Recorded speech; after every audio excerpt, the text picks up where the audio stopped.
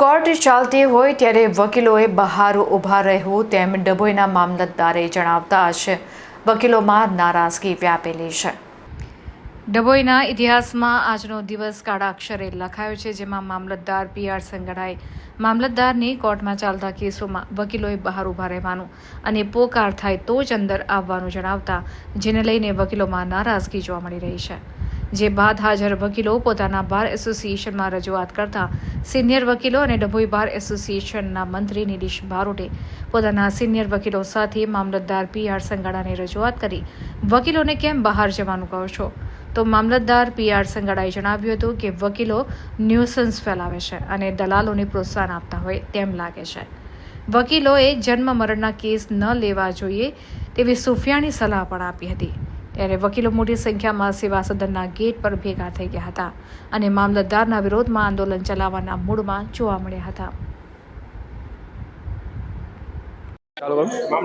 આજ રોજ ડભોઈ મામલતદાર કોર્ટ ખાતે જન્મ મરણના કેસો હતા, જેમાં વકીલો ઘણી સંખ્યામાં હાજર હતા। મામલતદાર સાહેબ દ્વારા એવું જણાવવામાં આવેલું કે વકીલ સાહેબોએ બહાર ઊભું રહેવું, જેથી મને ફોન આવતા હું તાત્કાલિક ધોરણે એમના સાથે વાત કરવા તેમજ બધા હોદ્દેદારો વાત કરવા માટે પહોંચેલા। બહાર એમના સાથે જે વાત કરી હતી, બહાર વકીલો માટે વ્યવસ્થા નથી, પણ અમારી સાથે તેમજ સિનિયર વકીલો સાથે પણ અભદ્ર વ્યવહાર કરી વકીલો એક ન્યુસન્સ પેદા કરે છે એવી હકીકતો જણાવી તમારાથી થાય તે કરી લો, અમે અંદર તમને નહીં બેસવા દઈએ એવું વર્તન કરેલ છે, જે અમે તમામ વકીલો સખત શબ્દોમાં વખોડી કાઢ્યો છે।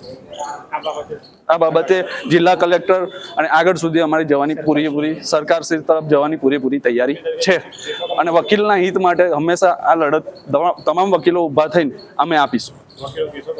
અને વકીલો છો તમે, કેસો કમ લો છો, તમારે કેસો ના લેવા જોઈએ, તમારું કામ નથી એ હકીકતો જણાવી અમને અપમાનિત કરી બહાર કાઢેલા છે, જેનો અમે વિરોધ કરીએ છીએ।